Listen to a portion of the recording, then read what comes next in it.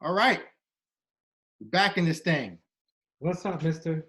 All is well, man. All is well. It's been a week. I got a little halo on. You can see Yes. got my little projector screen. Right there. Embrace it, man. Embrace Yeah, but it's good to see you, man. I hope you had a good week. it. I was saying earlier, this week was better than last week, but it's still all going down. I'm ready to go outside and play and be with people and like hug people. Mm-hmm. You know, the amount of lack of physical contact we have Yeah. now, folks in our little inner circles, is really phenomenal. I think that has an effect on people. I know it has an effect on me. Oh yeah. So it's just very interesting. I totally agree with that. I saw some folks. It was very nice over here in Philly. I don't know if it was like that in New York, but it was a beautiful day yesterday. Saturday was beautiful. Amazing. It's amazing. Everybody and their mama was outside. Yeah, completely. I don't know if it was someone's birthday or if they thought they're doing like a test run for a barbecue. They're like, yo, listen, we gotta know we still know how to do this once we get out. I don't know what it was, but there was a lot of folk outside, no mask on. It was. I'm just saying. I don't know about all that. Yeah, it was like around the corner from my block. I looked outside. I was outside on the deck. I'm like, Right, exactly. all right, y'all do what y'all do. But Exactly. yeah, I know folks I think they're starting to get stir crazy. Yeah. When the weather's nice. Yeah. It makes sense. I mean, the weather was really nice. I did do a walk, have a little shop in my neighborhood. It's a restaurant, and they and you would like this place because it's a bartender there. He's fly, he's so great. So my favorite restaurants in the city is called Feast. Mm. And so what they've done, they were pretty good restaurant, good local neighborhood, a little high end, really specialty food, and they couldn't afford to be closed. And so what they did is they opened the window and set up a little bar and start slinging drinks. And they have one that I know you would love. Exactly. I was like, that's how you do it. And then I was talking to them yesterday. I was like, yeah, well, how y'all doing? They said, we're doing all right. We cut a deal. We've been serving for workers at the hospital rather. And I was like, that's beautiful. That is amazing. Yeah, right. So great, so great. And it's a place called Feast, and I just believe in it. It's just good people. Okay. Just That's the good best people. thing. When you have good food mixed with good people, you can't go wrong. And then if you have good food with good people and good drinks, Yeah, exactly. Really, like really good. Like they could do the old school, like 1930 champagne glasses, Oh, and yeah. they're like, it's another level, another level. When this is all over and done with, I gotta go take a look. Please come, man. You will love it. Gotta take a look. Well, speaking of good people and good drinks, it's the Brown Juice Barbershop. Ah, yes. Here we are again. Good people. Let's get to them good drinks. All right. What you sipping on today? I'm a little over the top today. Oh. Yes. Yes. I was like, you know what? Treat yourself. Yeah. Have you had this before? I still haven't had the Whistle Pig. I remember you talking to me about it before. That's the boss hog right there. I see you. Woo. I had to call a friend this morning. I was texting my poor friend. They're walking their kids. I'm like, you got to answer questions for me. Before we do that, what are you drinking? All right. So now there is a whiskey guide because I got through for curbside pickup in the Commonwealth and I re-upped. So I'm back in the game, baby. I'm back in the game. I was like, Coach, put me in. And then Coach put me in. So I got another shipment of stuff. So I got my Jim Beam rye right here, my pre-prohibition style rye. Nice. So that's what I'm sipping on for today. See, I knew you would show up. That's why I had to do this. Yes, sir. Yeah. This man's gonna show up.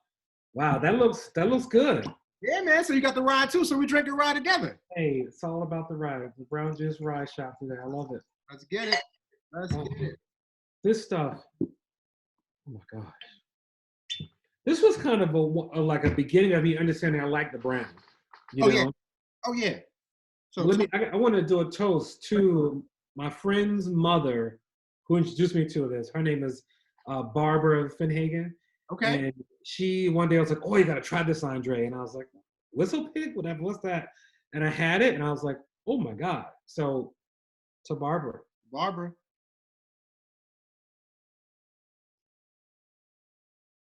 Oh, oh my Mm-mm. gosh. Oh my gosh. Listen, Why do it light?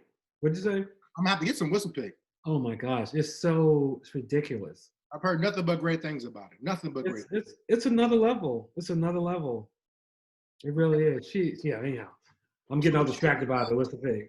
Got into the brown, right? Yes. Let's get into the fashion. What you rocking, brother? Well, I figure if I'm going to go like high end, I got to go like message on. Talk about So it. this is a shop in Hawaii called 808 Tattoo. And they, little sneaker shop, clothing shop. I think they do tattoos. I don't remember. But they're cool. And so this shirt, I miss the old Hawaii. It's like a thing that a lot of Native people are rocking and wearing.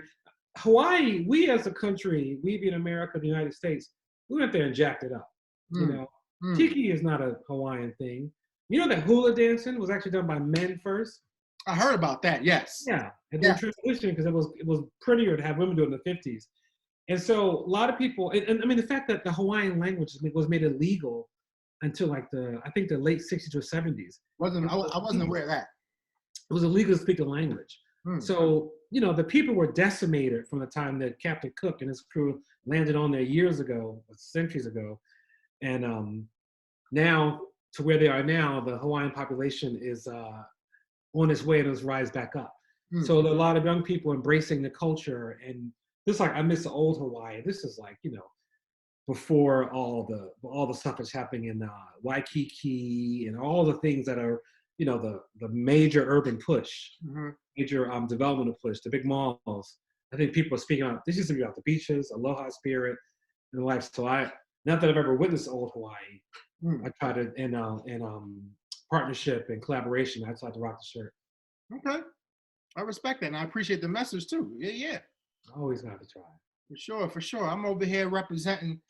Got the Hillman College going on. Oh, yeah. Hillman College. I never forget there was one. I'm not gonna put anybody on blast, but I was at a particular institution where I was employed, and a particular alumnus had come back and was like, I was wearing this. It was like, oh, did you attend Hillman College? What I wanted to say, but I wasn't going to say that. I wanted to say, no, I didn't, and neither did anyone else in real life. But I didn't say that. However, I'm representing because, one, shout out to A Different World, one of the best shows ever. Kidding me? One of the best shows ever, and it's still available, especially if you have Amazon Prime. You can go look at all the greatness. Yeah. But then also just shout out to HBCUs, historical universities in general, man. That Morehouse was my dream school. Wow. Morehouse was my dream school. I got in, but I didn't have enough money to go. So, yep, but that was my dream school. So shout out to the HBCUs and all the folks who went. Yep. I got into Morehouse too, and I guess they had 1,000 other André, Robert Lee's, Mikael, Israel I was applying because they gave me like a little bit of money. And I was like, come on, y'all, like I want to go, but I couldn't afford it.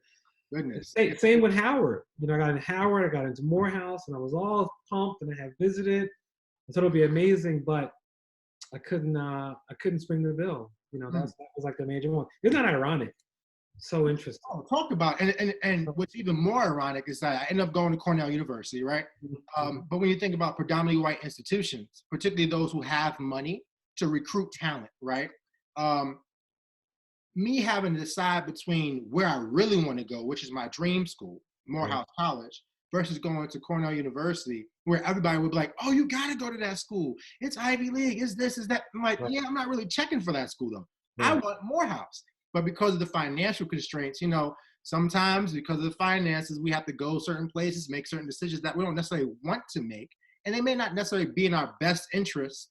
But, everything turned out well. But still, Morehouse College was my number one choice. Yeah. I think about, I think this gentleman who made that a surprise announcement at graduation at Morehouse. Oh, my gosh. Oh, yes. Beautiful, beautiful, beautiful moment. Yes. So shout out to my fraternity brother, Alpha Phi Alpha Fraternity Incorporated. Shout out to Robert Smith.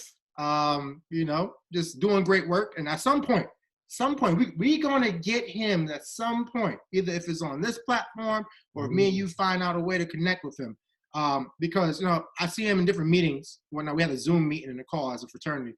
But I definitely need to get us in the room Let's do it. I'm ready. I'm ready. I just want to shake his hand and say thank you. Oh yes, That right. was tremendous. Tremendous. I mean, think about the life-changing moment that is for everybody there. I Mm-hmm. mean, on the financial, practical level, to the emotional level, to the empowerment level, to the level of love, the deep level of love. You know, Mm-hmm. just really amazing. Really And that's amazing. truly paying it forward. I mean, here's a Yeah. person who doesn't have to do anything with his money per se. Particularly, as we've seen in some instances, there are people of the culture who make it big, who don't want to pay it forward to those members of the culture they came from.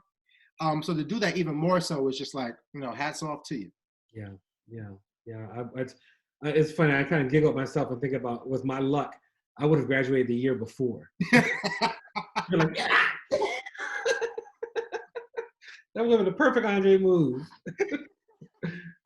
Totally what happened to me. Oh goodness. Oh goodness. Man, man, man. So did you have a dream school? Um, it was interesting because I don't think I wasn't going at it that route. Hmm.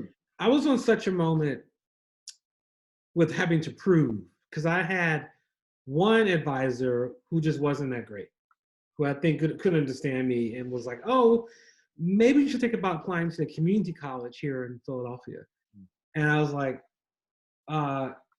I'm only a junior in high school, but that doesn't feel right. I couldn't identify, and also I had no one at home to Hmm. talk to about college.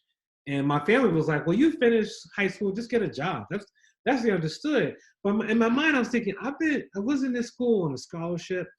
I'm listening to what people are talking about, where they're going. What he's saying doesn't seem to fit.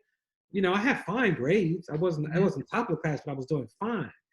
And luckily, another woman who wasn't even my advisor stepped in. Hmm. And she wasn't my official advisor, but she was like, "You know what, come here, let me talk to you." And she drove to her mother's house, sat on the porch of her mother and talked to her about college, broke it down. And so in all that to say, I didn't have a dream. I just had the notion and the fear of like getting in somewhere. And I got in everywhere I applied. Hmm. And got a couple of full rides. And it was that time people like, "Oh, it's affirmative action." And I was like, whatever, it's me. I worked hard for it. So step off, you know. Mhm. Yeah. And I turned down I turned down an Ivy League Mhm. to go where I ended up going to go to Connecticut College. Mhm. People thought I was crazy, but I was like, that's just doesn't feel right. And I have no regrets about where I went to school. It was a good fit. So I didn't have a dream school. No, I Mhm. didn't have a dream school. I think because I didn't have the proper guidance at the beginning, I was just all about like getting in somewhere and making it happen, and was fearful until the moment the letters started to arrive, because I was instilled with this doubt, that came from God knows where. Mm. So I didn't. But Morehouse was your dream? Yeah, it was. I mean, it was my dream because I went to a predominantly white boarding school, and I was looking at a number of different schools, and God bless these folks. But when you have certain people who are not necessarily the best counsel for you, so I had a college counselor. So I had two different college counselors. I had one who was my college counselor for a while, then it switched from someone else to someone else. One college counselor, I guess it was almost like, we have to give this black man something ethnic on his list.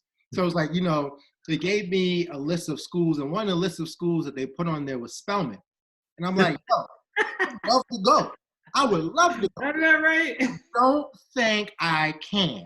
Right. So I'm like, we had that conversation. I'm like, you were looking for Morehouse. Like, if you put Morehouse, would have been on wavelength, would have been slapping five. I'm like, my man, my vanilla brother, you got me. But that didn't happen.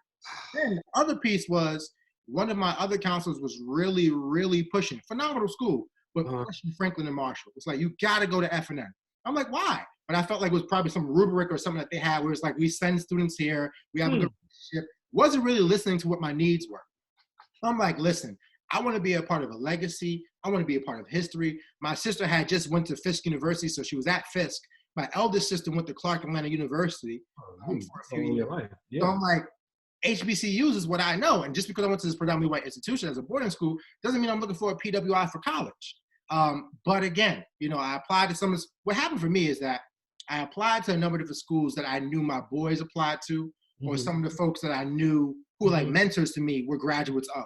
Mm-hmm. So I'm like, that's how I created my list. And then Mm-hmm. Morehouse was the one that I'm like, I know MLK went there, Spike Lee, Samuel L. Jackson. I'm hearing about all the Greek letter fraternity like organizations over there. I'm like, yo, I can really go have a great time and like be around the brotherhood that I'm looking for.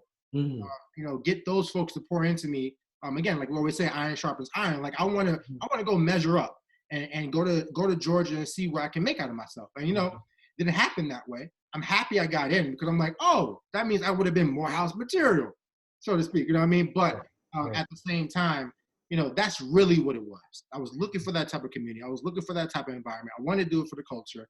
And just growing up, watching A Different World, watching Living Single, watching Martin. These shows that just really put it fashion forward. It was all HBCUs. Yeah. Couldn't beat it. So I was looking for that.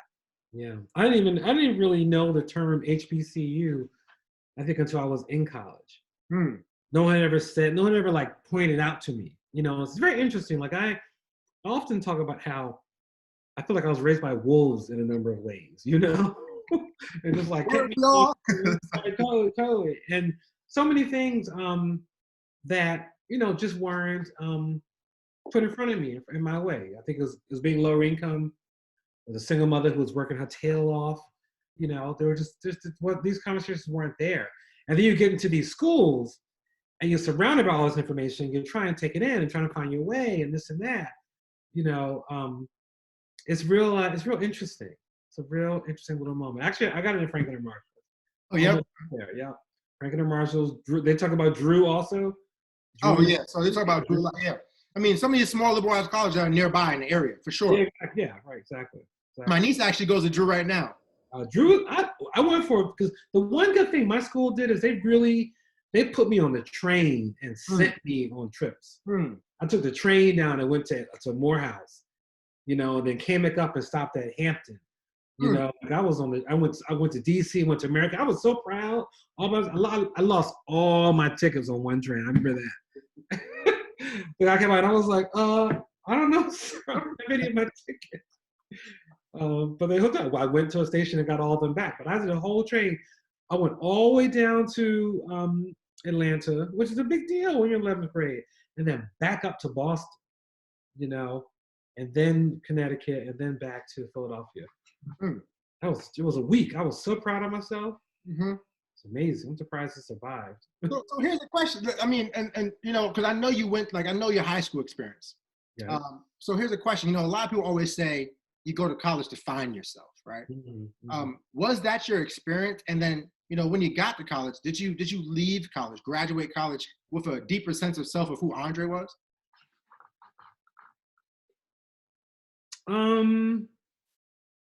College for me was actually very powerful and a great experience.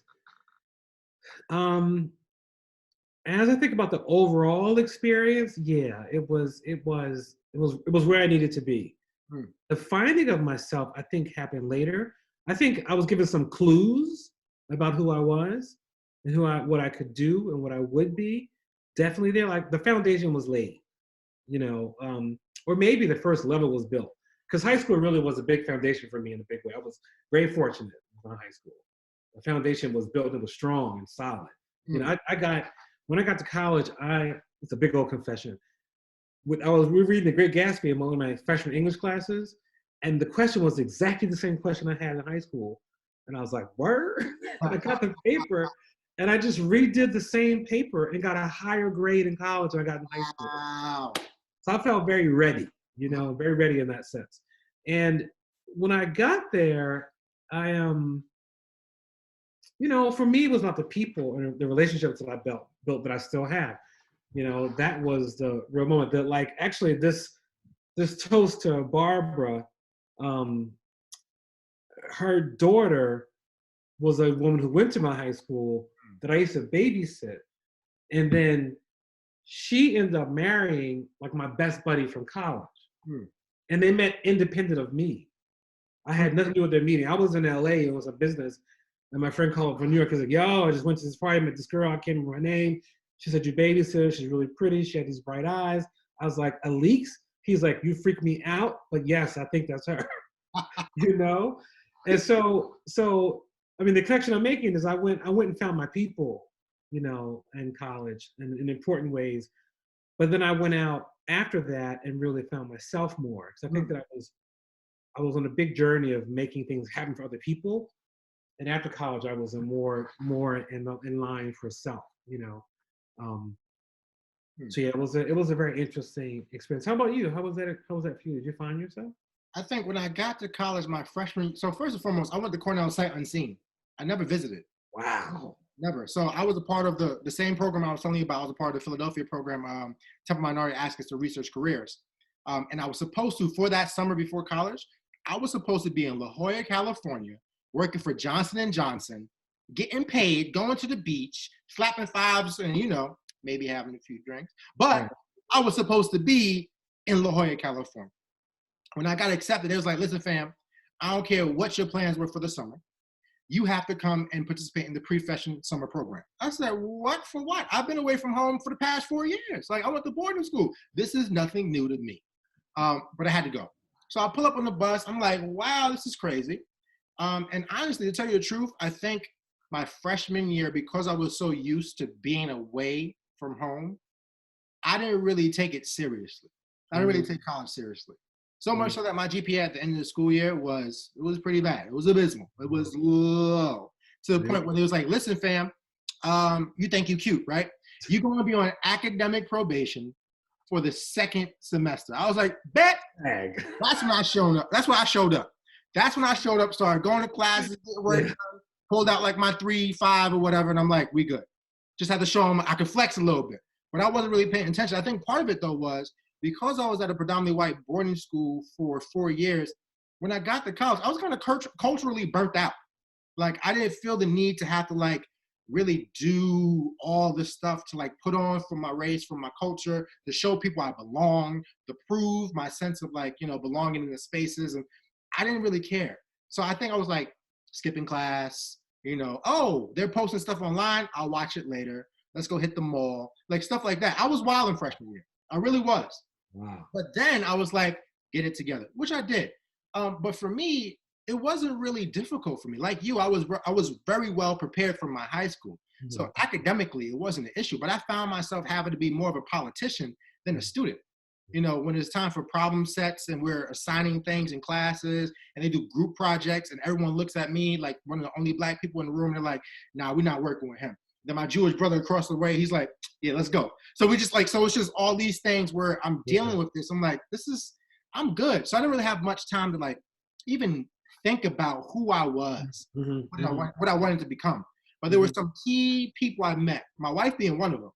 But there were some key people that I met like along my journey in college that gave me a deeper insight or challenged me to be a little bit more introspective or reflective about my past and what my future can be.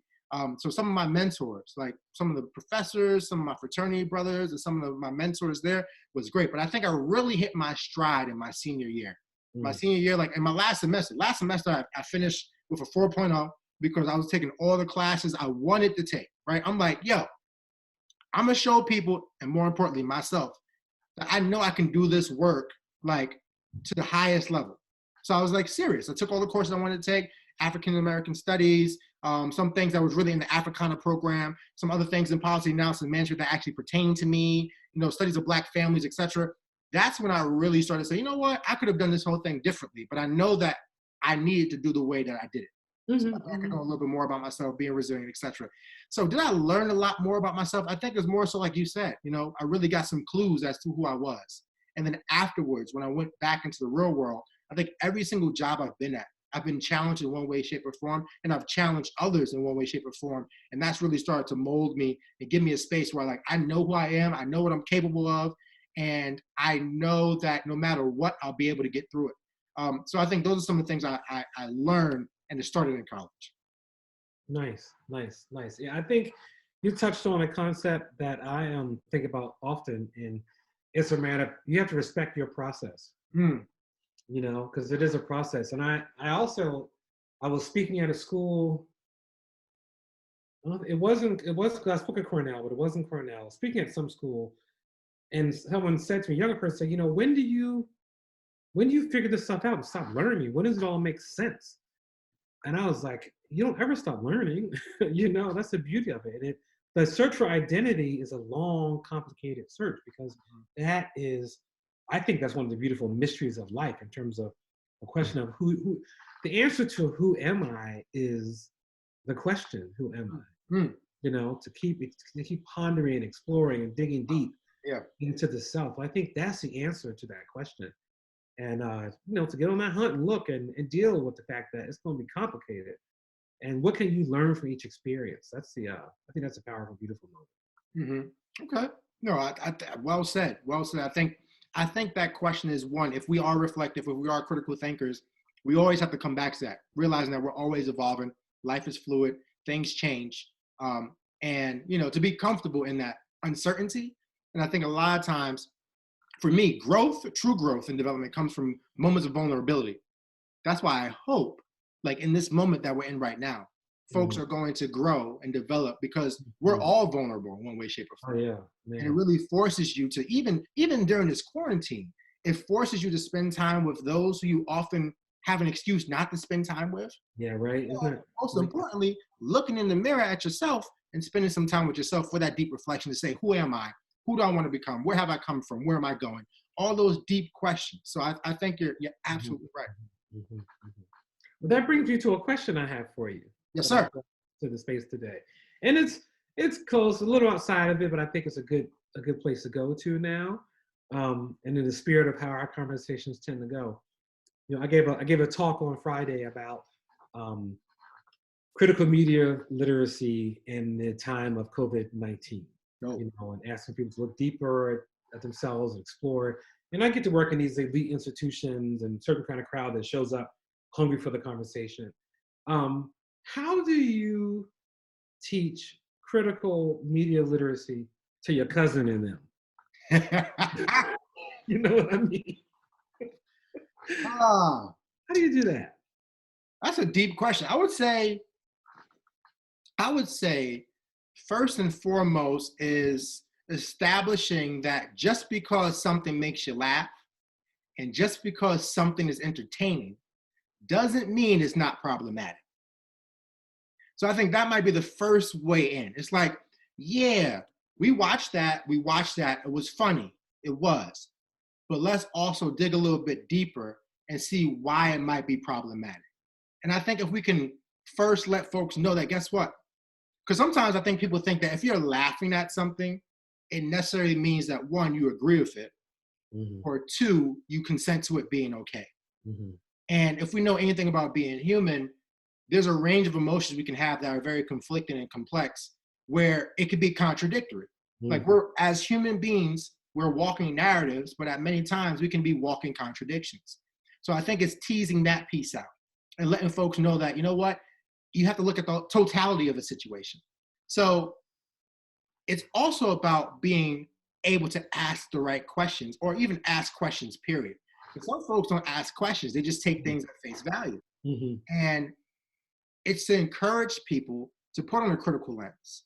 And sometimes that's getting folks interested in something that they're already like familiar with. So if there's something that they watch, let's just say, for example, we're watching Insecure. You throw a party, we're watching Insecure. Let's dissect it afterwards. Let's recap that. And then we can use some of the skills that we did to recap that and attribute it to other things. So it's like, okay, we're going to start with the Insecure. We're going to start with A Different World. We're going to start with the Boondocks. We're going to look at these things that are entertaining, but also can be problematic. So now when we take these skills that we develop, how do we now start to put this into some articles that we receive?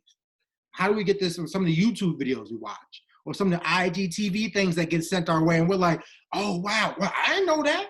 Red is actually blue? That's crazy. Right. Let me forward this. Like, how do we tell that that's wrong? Or how do we tell that, maybe not to say that it's wrong.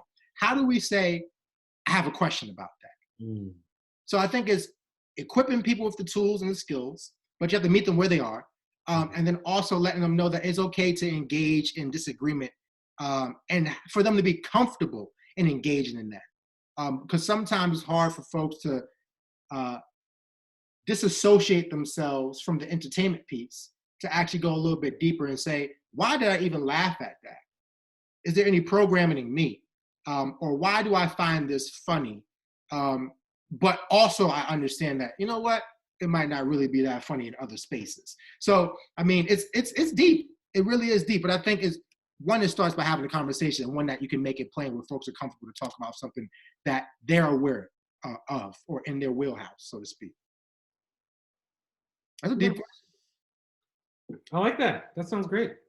That sounds great.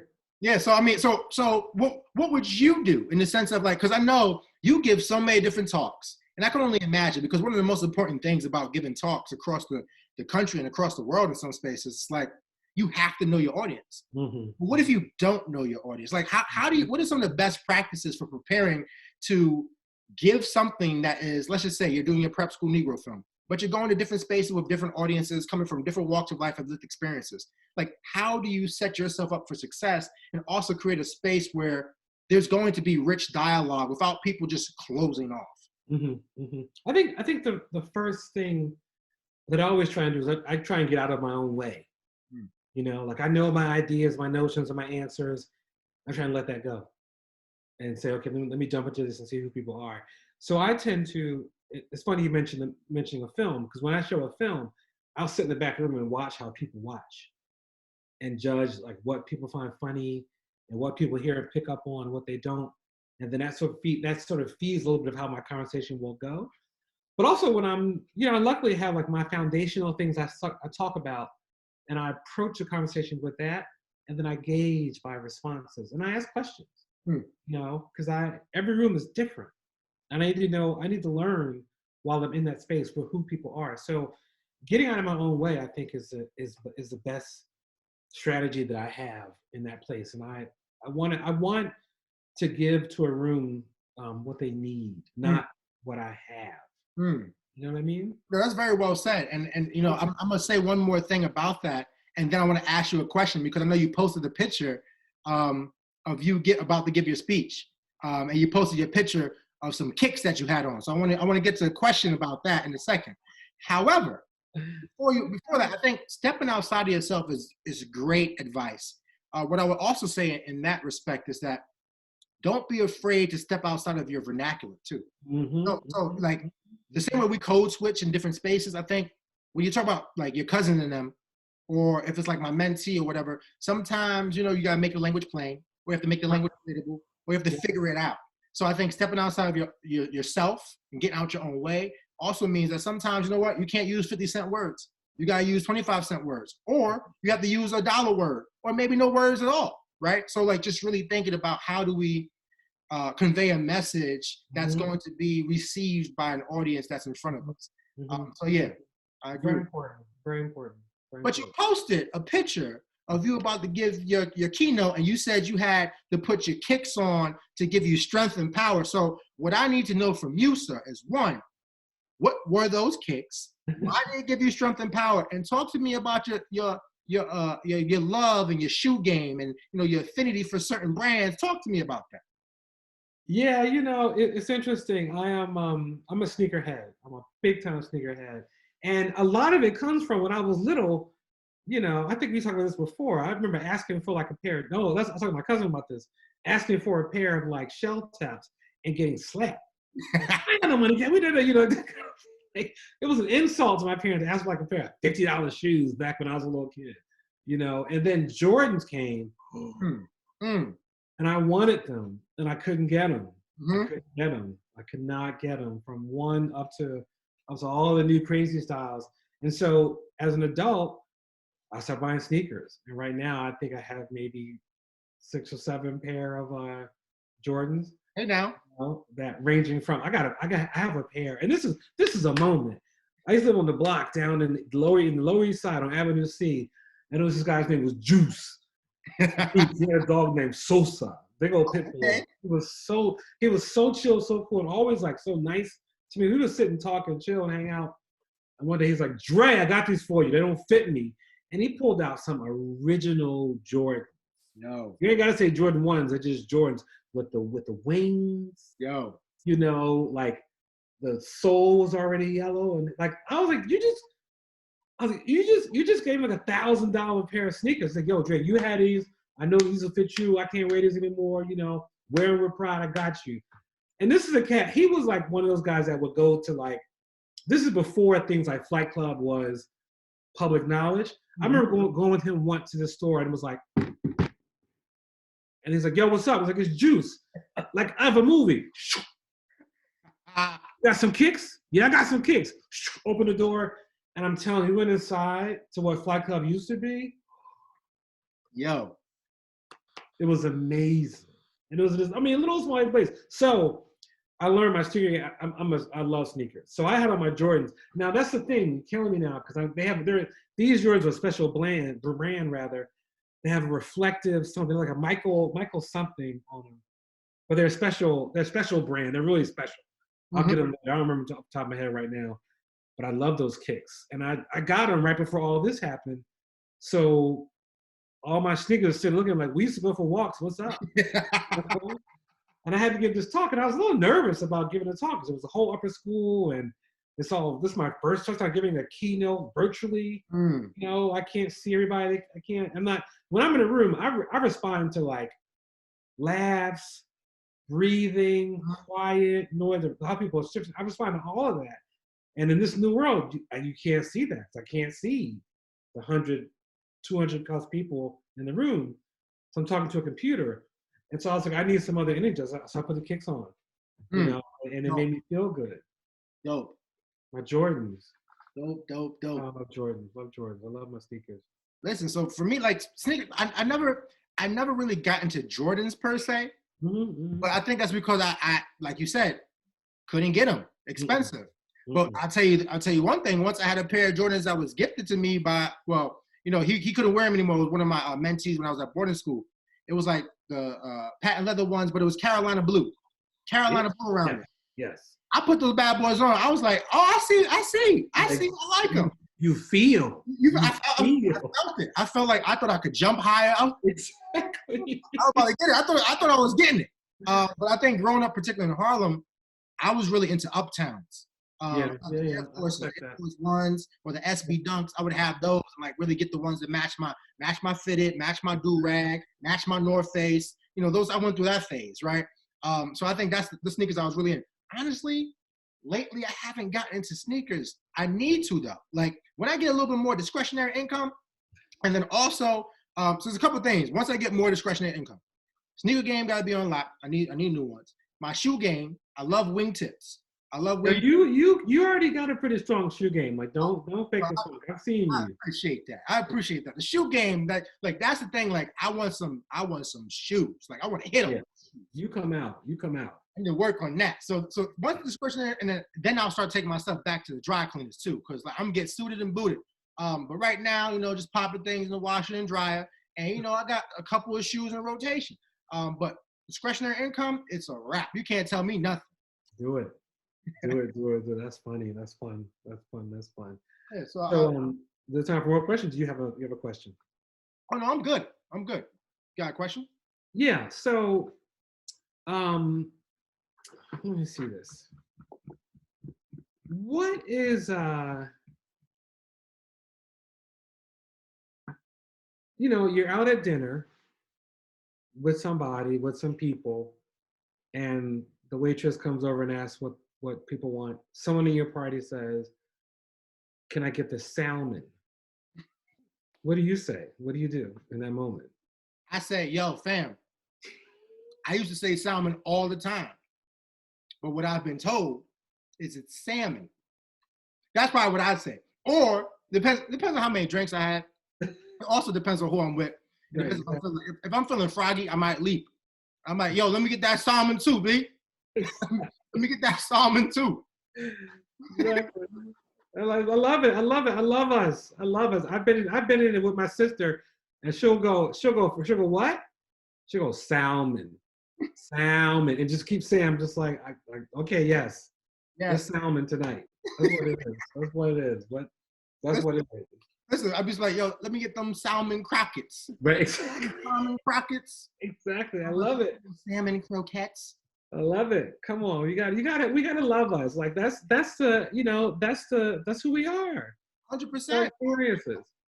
Oh, and that's the thing too. Like it depends on the server, right? Because sometimes, so I will admit, and I think I give people a lot of grace. But we were out at an establishment, and it was a Vanilla brother serving us, right? Younger dude, and I'm like, all right, whatever. I'm trying to order my drink. I'm trying to get my brown, right? I'm like, what you got? Oh, well, we no. I'm asking you a specific question because I know what I like to drink. What you? Oh, well, you can just look through here. I don't want to look through your manual, fam. Like, let me. Well, you can walk over to the bar and take. What? Like, we're not doing that. So that was number one. So then later on, when it's time to pay for the bill, right? I give him my card, and it's like, oh, Mikael, you're right. Oh, that's interesting. Oh, okay. Yeah, what is that? Or where? My name. I'm like, it's my name. I was like, long story though, but I was like, he's like, but what are you? I'm like, oh, I'm African American. He's like, oh, Africa. I said, no, bruh, no. I was like, my last name is Israel, but my mother's last name was Smith. My father's last name was Brown. I was like, so therefore, I don't have no slave name, so I'm free. So yeah, from Africa in one way, shape, or form. But no, I'm saying African American. Oh, I'm so I do tend to give some servers issues sometime if it comes about like that. So it depends on the server, and if we vibing, we having a good time, I might crack jokes with the server about the salmon, you know what I mean? Or I might just like let it rock, like, oh yeah, I'll have salmon. Like, it's also like how you correct someone without correcting them, you just say it afterwards. Yeah. I put that in there because I was thinking about, with that whole critical media literacy point, and we go to these institutions and we become different people. Mm-hmm. It's just what happens. And then what does it mean when we come home? To function and exist, and to love and find our connection and not forget, what we have. Because I was just having to talk this morning with someone, and today, he didn't really get it. We're talking about music. And I was talking about music that I learned in school, and we're discussing like Bruce Springsteen. And I was like, oh, you gotta see this documentary, the Defiant Ones. Have you seen that? No, I haven't seen it. Oh, you gotta see it. It's a documentary series on Jimmy Iovine. Okay. Who did Dr. Dre, Bruce Springsteen, and like Eminem, just did a whole lot of stuff. Okay. And so we're talking, and I made a comment. I was like, yeah. So we're talking about albums and stuff, and I was thinking about how like all the things that were listed, I knew all of that because it was presented to me and given to me, and it's what I'm supposed to learn when I'm in these new environments. But I thought about how I didn't really bring my stuff to the table. Like there was one comment, I'm gonna get in trouble for all of this because it's my boy, but he's like, yeah, what's the album? A Joshua Tree is a really good album. And I was like, yeah, so is The Chronic. And he was, well, I haven't listened to it, I don't know that. And I wanted to say, yeah, that's the point. Like I know Joshua Tree and I know The Chronic because I went to this environment and it was put in front of me. And it was the majority way of thinking. So I had to embrace it. And his comment, which was a good pushback, is, well, actually, I didn't listen to certain things either because I wasn't down with that kind of music. I was like, cool, I get it. But how do you communicate that message that happens for you when you enter these spaces and you're in the minority based on numbers? And what the majority puts forward is consumed at a normal pace, on a normal basis, and you exist outside of that. And it's changed now, it's changed now a whole lot. I see kids in these schools right now, it's a whole different ballgame because they can consume so much more, and it's so much more open and available to them. But back when I was in school, it was still cassette tapes and the radio, and it also, the 80s was the beginning, the late 80s was the beginning of the racial divide on radios. Because back in the day, there was a time when you hear like a rap song and then like, oh, Mickey, you're so fine, on the same station. That's just the way it was.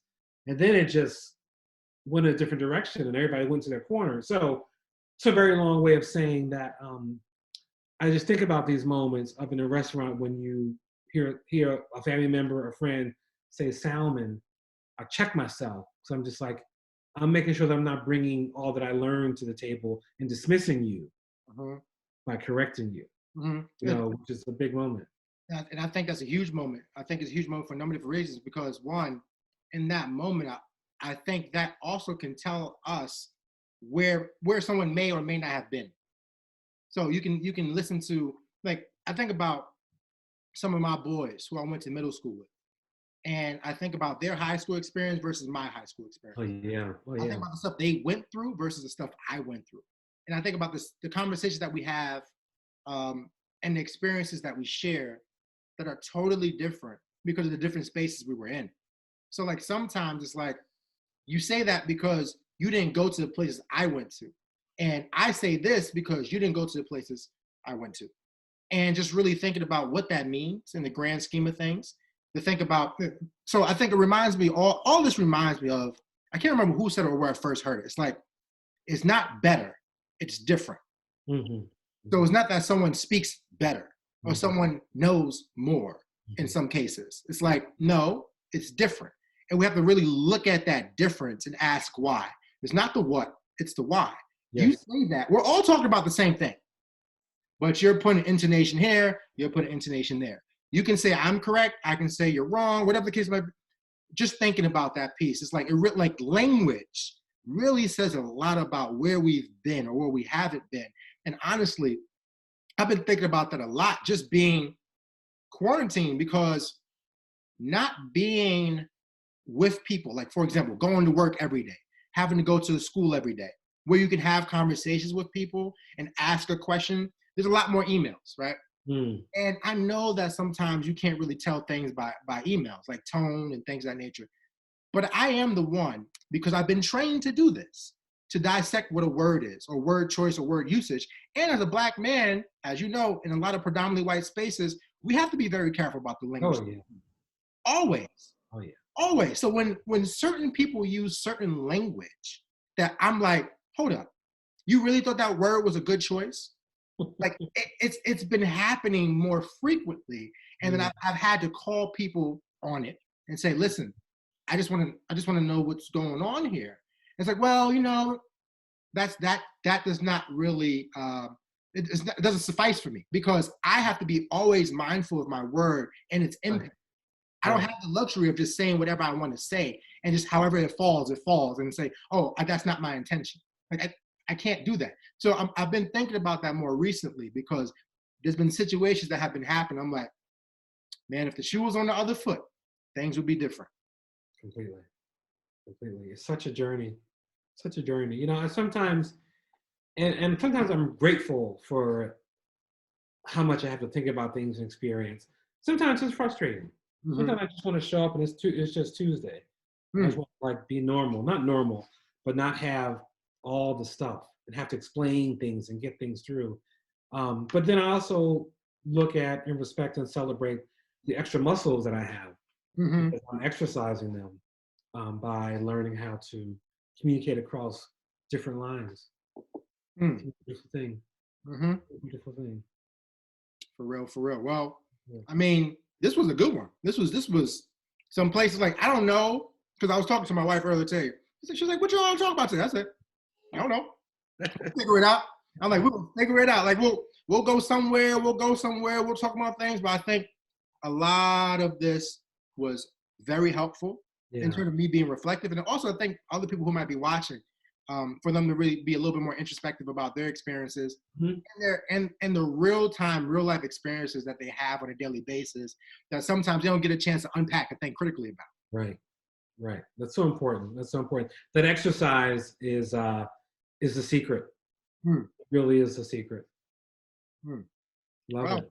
Speaking of exercising, how about we exercise our hand and raise our glass one last time for a toast to you, good brother. To you, man. And this is always beautiful, always a good time to be in conversation. I love it. It's the Brown Juice Barbershop, baby. That's how we do it. So take one last sip.